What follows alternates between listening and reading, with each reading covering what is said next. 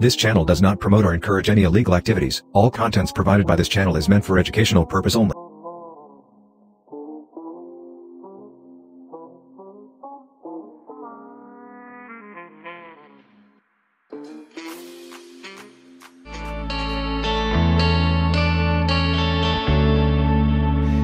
Rekreační objekty je potřeba také dobře chránit proti nechtěné návštěvě. To platí dvojnásob, nachází-li se dům někde na samotě. Jsme na chatě, v podstatě v lese, povídáme si s bezpečnostním expertem Josefem Adame.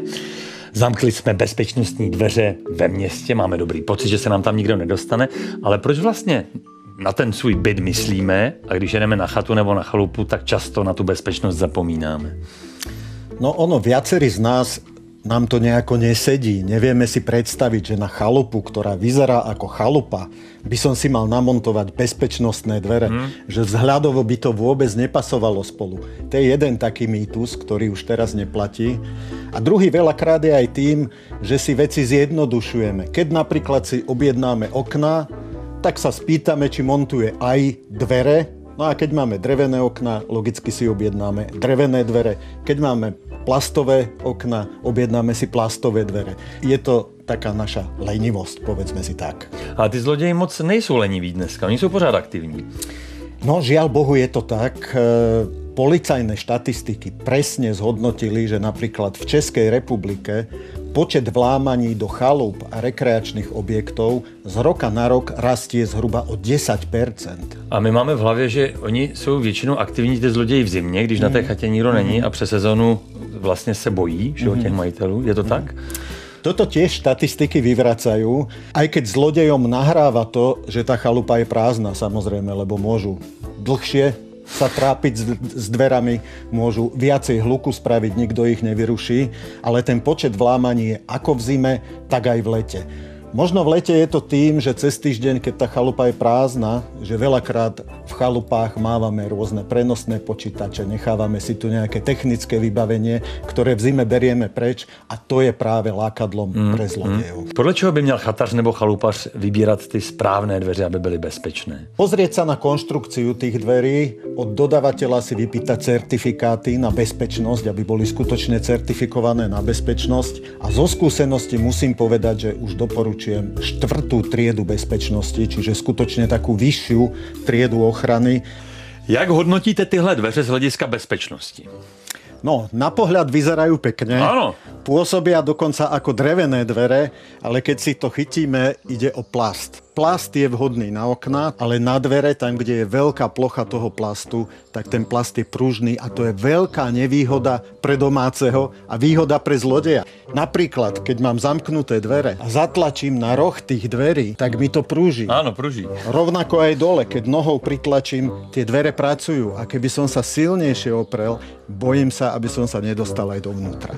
Pojďme si říct, co všechno by měly obsahovat dveře tak, aby odolali zlodějů. No napríklad tieto dvere. Zvonku vyzerajú ako bežné, obyčajné, napríklad aj drevené dvere. Áno, pěkné dveře, no. Dokonce je tam sklo. Ale v čom je zásadný rozdiel, je to, čo sa nachádza vo vnútri v tých dverách. Sú tam oceľové platne, veľa železných oceľových výstuch, čiže samotné to dverné krídlo je veľmi pevné. A druhá dôležitá vec je uzamykanie.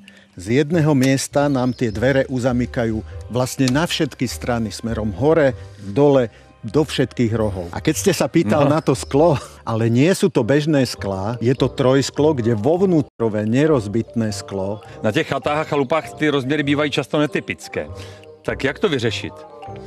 Treba sa obrátiť na dodavateľa, ktorý vie vyrobiť bezpečnostné certifikované termodvere v akýchkoľvek rozmeroch. Príde, zameria a vyrobí dvere tak, aby aj vizuálne vyzerali, tak ako domáci si praje, ale aj rozmerovo, aby tam zapasovali. No to mě zajímá, ten vlastně, jak vy Slováci hovoríte, výzor.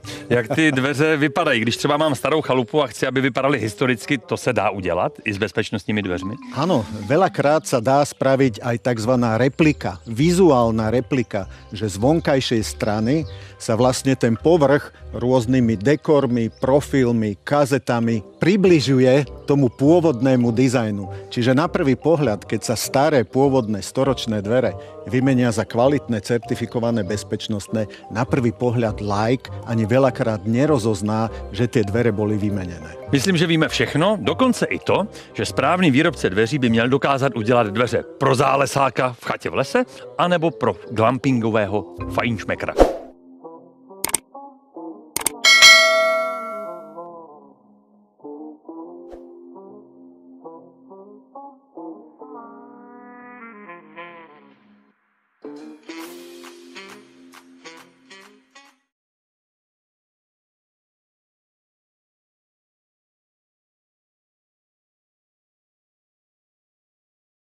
Jsem rád za tvůj odběráč, děkuju, pán Bůh ti to oplatí na dětech.